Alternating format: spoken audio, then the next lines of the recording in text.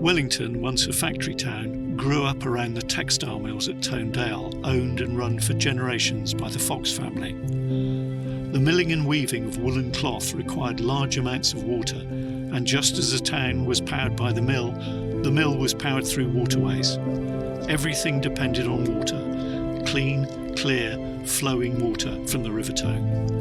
Wellington is rich with streams, gullies, weirs, leats, bridges, ponds, a network of waterways that all enjoy, but few pay much attention to. What are their origins? The answer is back in history, and who better to walk us through the years than one whose family has shaped the town and water over centuries, Richard Fox. Richard, how lovely to see you this morning. Bright November morning, well, slightly dull now. And here we are at the Basins, which is one of my favourite spots in town.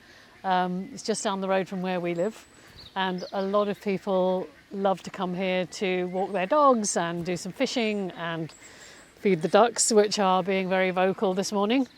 I wondered if you could tell us a little bit about the history of the Basins and why they're actually here in the first place. What are they? Well, it's an honour to be here. They were built by Thomas Fox in the very early 1800s because he wanted to maximise the amount of power available for the water wheels at his new factory at Tonedale. To utilise water power, Thomas Fox moved the weaving business in 1796 from South Street to a new mill, and Fox Brothers grew for the next 150 years, employing up to 5,000 people. By 1919, turnover peaked at 1.5 million, 350 million at 2022 values. So let's go back to the story about the use of the basins. So the basins were built, you were saying, when? Very early 1800s. I see. And we're going to do the history later, I believe. Yeah. But quite obviously there's more water in the winter than there is in summer. At least there used to be before climate change came in. So as he wanted to maximise the amount of power available, he thought up a reserve reservoir system so that water could be ponded up in the night in the summer and a greater flow go to the factory in the days in the summer to match the natural flow in the winter. Right. That meant that the machinery would have the same power available all the year round, and that was therefore maximised. Your family, the Fox family, has really been part of this town. It's been the reason really that Wellington became the town that it is today. And water is so integral to where we are, and also the factory, the Fox Brothers factory down at Tonedale. So I think it would be really nice to hear a bit about your story of growing up here or your family, and tell us a little bit about that. Well, I was born at Tonedale House, almost on the water, because there is a very large reservoir of water in an ornamental garden there, which, as I said, could be used for fire purposes as well. It had a rather minor role in the water supply because it was not above the actual water wheel. And I was brought up on that, and I was also brought up on the railway because the railway was at the bottom of the garden, but that's another story. If we want to talk about the water, then this is where the supply to the factory obviously starts, because it had to flow from the basins. Perhaps we could go and have a look at the leat to the mill, and I will explain why the leat was there and a little bit about the water wheels. Here we are at the top of the leat, Tonedale Mill all the way over there, and the basins over here looking rather gorgeous in the sunshine. So this was really the beginning of the powering of the industrial revolution in a way down at the mill. So can you tell us a bit about how the water actually helped power the mill? How did it work? The mill was powered by a breast-shot water wheel, and it's half a mile from here, as most of you probably know, down the valley. And I'll give you a little bit of detail about how water wheels work in case people are interested. A breast-shot water wheel is more efficient than an undershot water wheel, and what Thomas Fox did was to design, well, the basin system with a half a mile lead while the water level was dropping all the way down the valley. So you've got, so to speak, half a mile of height at the top end. He also put in half a mile of height at the bottom end by digging a channel from Tonedale all the way down to Tone that was extremely sluggish. That's on the other side of the mill? That's on the other side of the mill. Right. So that he was increasing the height of his wheel both above the factory and below the factory, and he was able to end up with a 30-foot water wheel to maximise the power he could get. And as I've already said, that power was maximised again by having the reserve up here. The oldest parts of the site date back to a time when machinery was powered entirely by a huge water wheel. Later, steam power was used in tandem with the water wheel, and in 1915 a large electric motor was installed. We are now at the fender, and the water flows into the basins from the westward stream right up where you can see at the moment. And what may have happened here, in order to keep a constant flow of water to the mill, there may have been two people up here in summer altering the flow.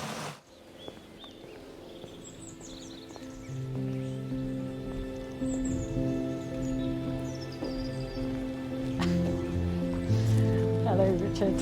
Hello, Anita. Ah, this is a lovely spot. There's quite a drop in the level here, isn't there? Just from where I've come along from the basins, it's really quite high up and the water's quite still. About 7 feet, I'd say. 7 feet. And then down here we've got the Rockwell Green stream, is it? That's the Rockwell Green stream, the smaller stream, yes. Right. And then there's all this brickwork and weirs, and I'm not quite sure what's going on here actually. What is this about? Well, what's going on here is that up top here we've got the leat coming towards the basins, originally coming from the westward stream, which has just gone under the sump, and it is losing height very, very slowly. So it's very, very flat. It's maintaining all its height and going into the basins. And I've often wondered why this overflow is here, because I always imagined it would have been very easy to put an overflow right next to the fender down at the basins. And then I thought that this overflow here is there to protect the basins from silting up.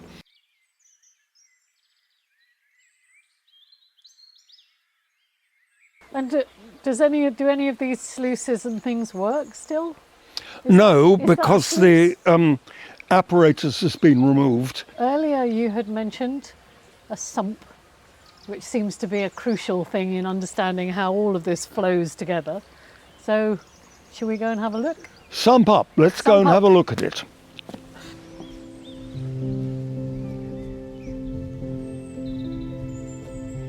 Hello, Anita. We meet on the bridge.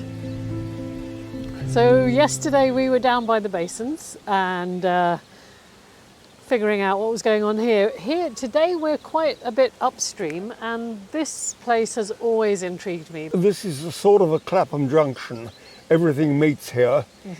The most important bit used to be the westward stream, which used to come down a gully here. It was tapped further up, right, and come under the bridge we're standing on in a straight line, and 3 yards the other side of the bridge it goes under the sump, where it goes underneath the Rockwell Green stream and then comes up again on the other side. So Rockwell Green stream is the one coming along here? The Rockwell Green stream And this literally goes underneath? is behind us, and this literally goes under the Rockwell Green stream and then comes up again. Right. Because, as we've already said, the Westford stream is 3 feet higher in height than the Rockwell Green stream and has more water in it anyway. Right. That is what used to happen. It doesn't happen anymore because that supply was cut off. It comes now from further up in the Rockwell Green stream, and it appears at this point from under the magic tree. The magic which tree? Is down there. Okay. Yes. And what on earth is a magic tree, and what's magic about it? Well, the magic is that it shouldn't be there because the water goes literally right straight under it. Wow. And it is in a bricked up channel crossing the open ground field, which is just across there. But there is a bricked up stream which is about 300 yards long, which leads from the Rockwell Green stream at open ground, comes out under the magic tree here, and these days it feeds the basins because it goes straight through the sump, as the Westford stream used to do. As we're looking at the water now coming out under the magic tree, why don't we go and see where it comes from? I think that's a really good idea. All right, let's go. Off we go. So here we are at Rockwell Green Stream. The kids are about to come out of the primary school, and you're going to tell us, I think, something about this contraption here. Indeed. Yes, we've come 300 yards up the Rockwell Green stream from the magic tree, and we're on the edge of the open ground estate. And there's a very modern and very smart fender, small fender here.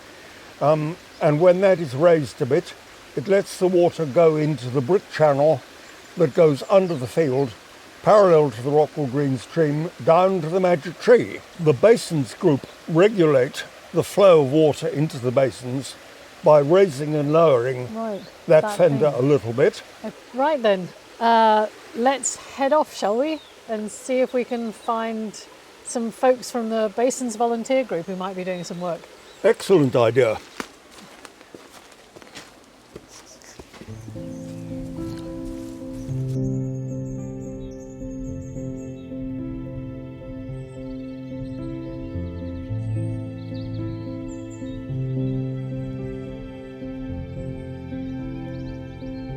Back to the 1980s, because then the group applied for grants, so they were able to buy better equipment. And they did a lot of work. Leslie will tell you about how they cleared the triangle, but the council allowed the group to use the ski hut because the ski slope was no longer used. And unfortunately, the ski hut bent down and they lost all their equipment. So it really was all start again. And the council actually provided the group with the first container.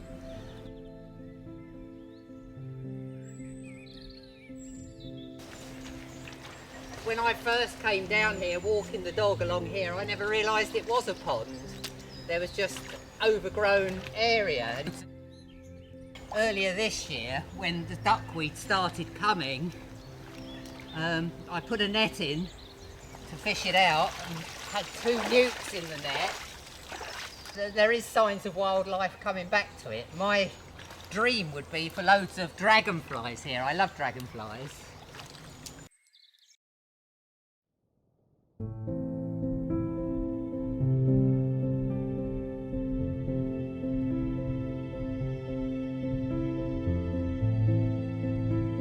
Tell us a bit about who you are and your family, because you're a fox, which is very much part of our story, part of the place. Without your family, I don't think there would be a Wellington, and certainly not the Wellington that we know today.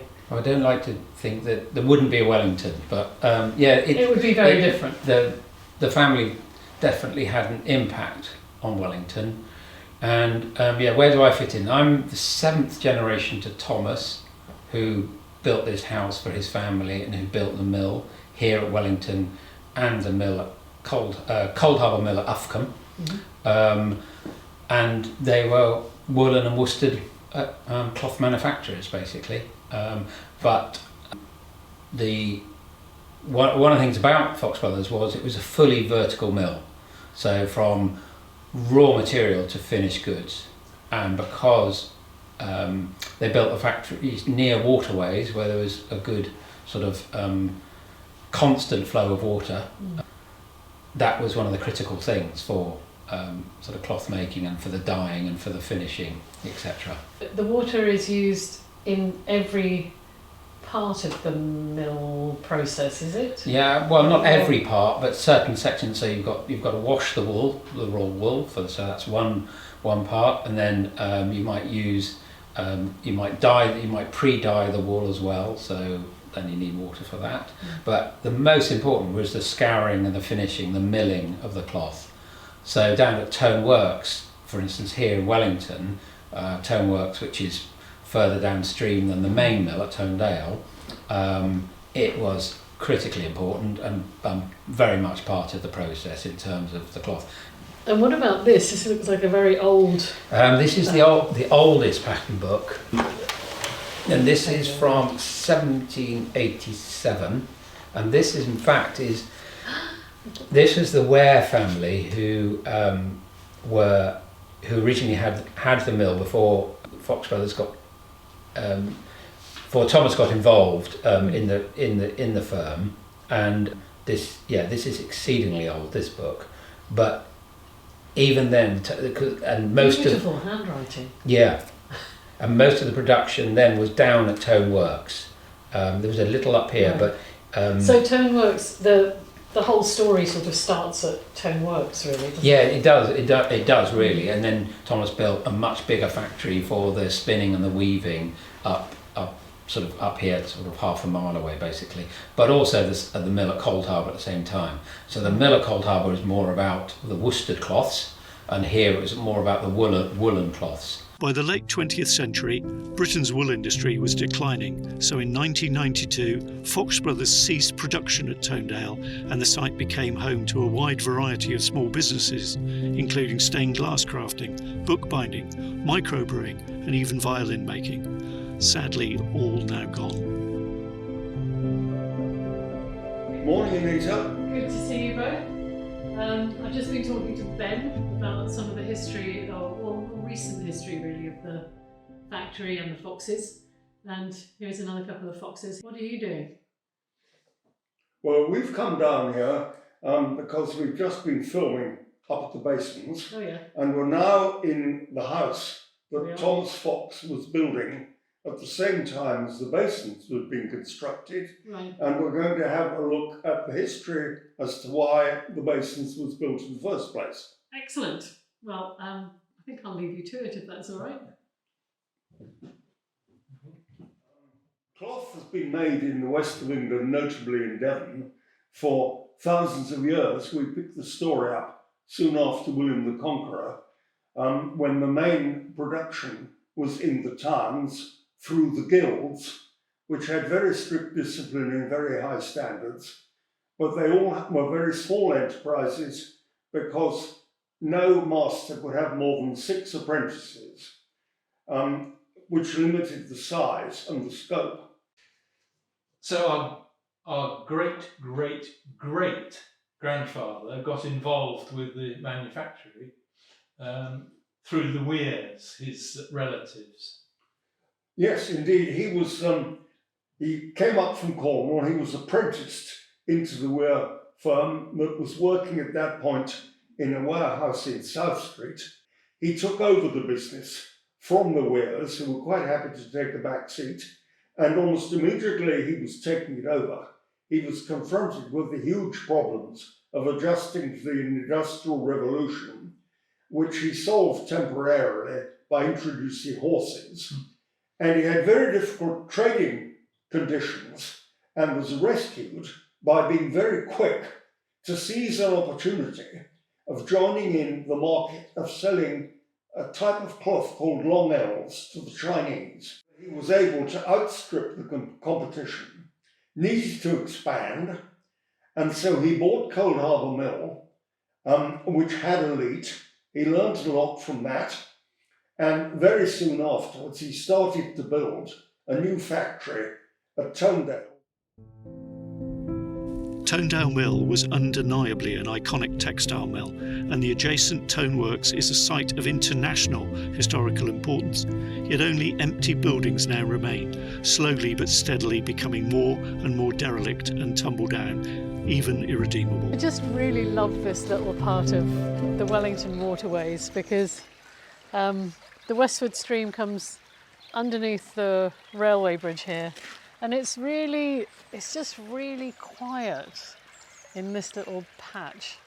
And when the beech trees are just turning golden and orange, I really love to come down here and just listen to the water, really. The little fairy bridge, I think it's called. Well, and it's just a little bit of brickwork that goes underneath this massive beech tree, which must be 100 years old. And it's just that blend of the natural world and human history, and maybe a little bit of fairy magic as well. Well, we're now walking down from near where the railway crossing is, Right. back towards the basins, and towards the spot where the original fender used to be Right. in Fox Brothers days.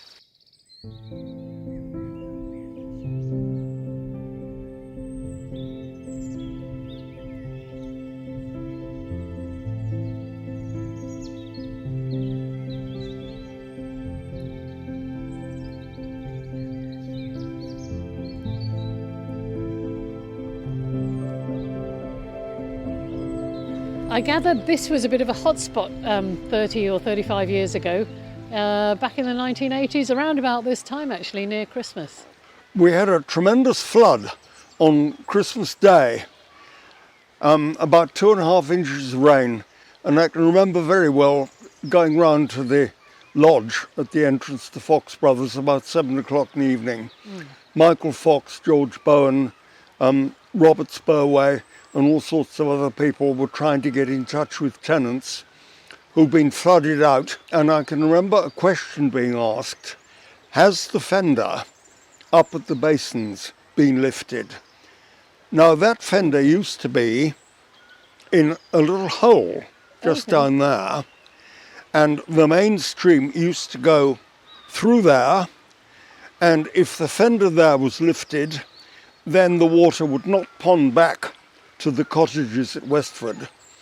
And if the fender was down, then the water was sent straight on into the leat, going round that corner, Right. going down to the basins to fill the basins. The cottagers, quite rightly, weren't totally happy about the whole situation. And the net result of that was that some years later, Somerset County Council voted £500,000 to put in a flood prevention scheme Right. from much further up in Westford all the way down. And they did a huge amount of work up there, which has been very effective. But when they got to this point, which is just down here, they ran out of money.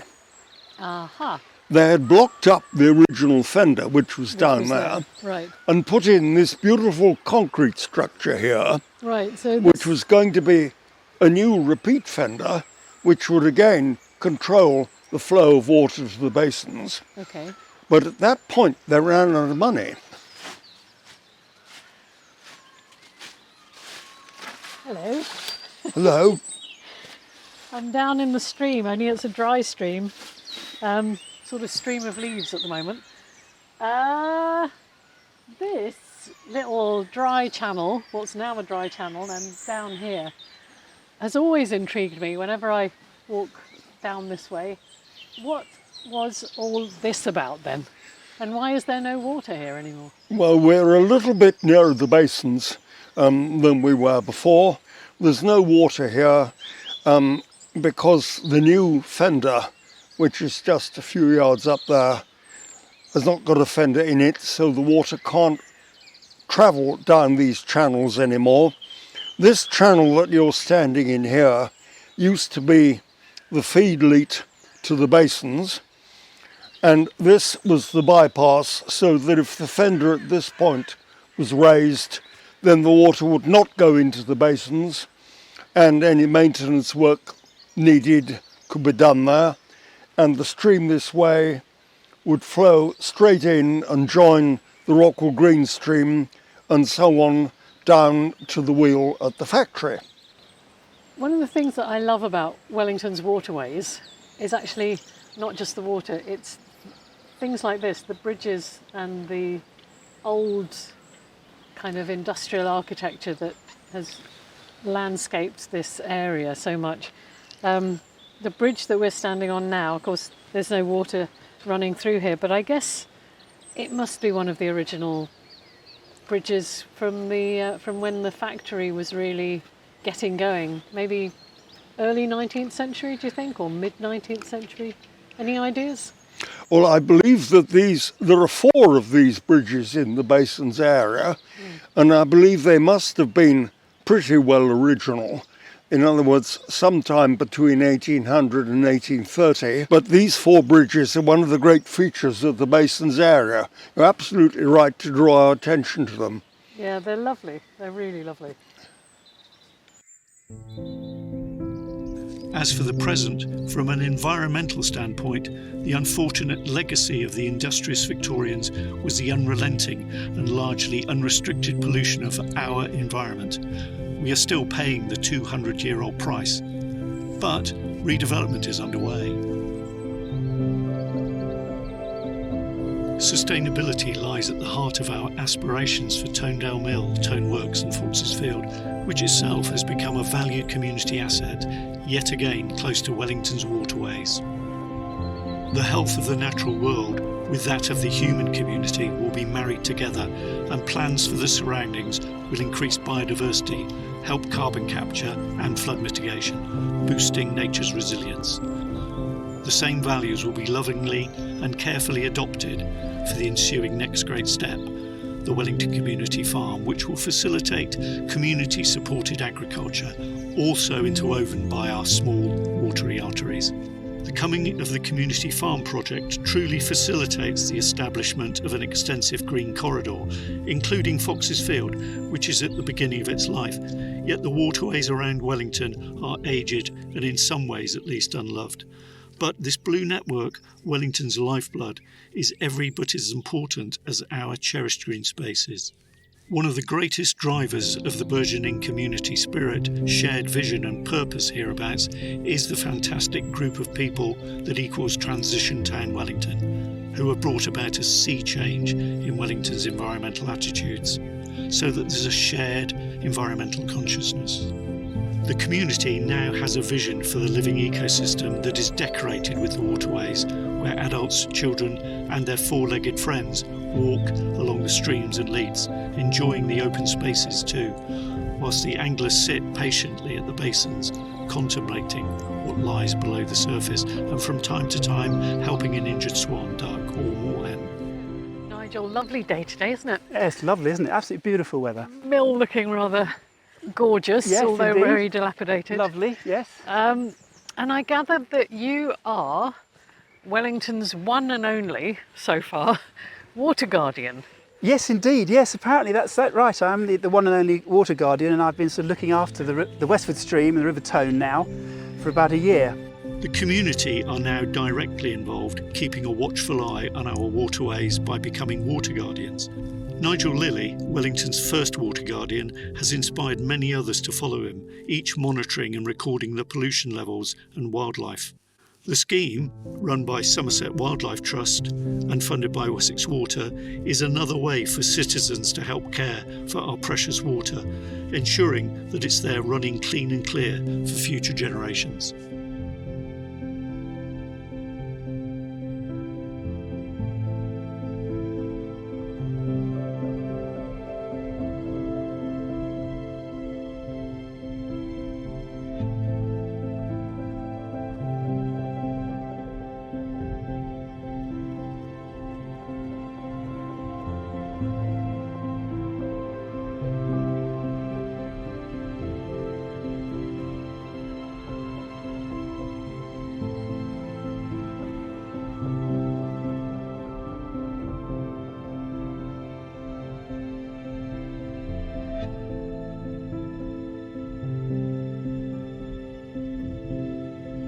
we do live in hope that the waterways will have their day again, alongside the mills they once served so faithfully, perhaps at the beginning of a metamorphosis. Once again, the waterways and mills might flourish in a new way.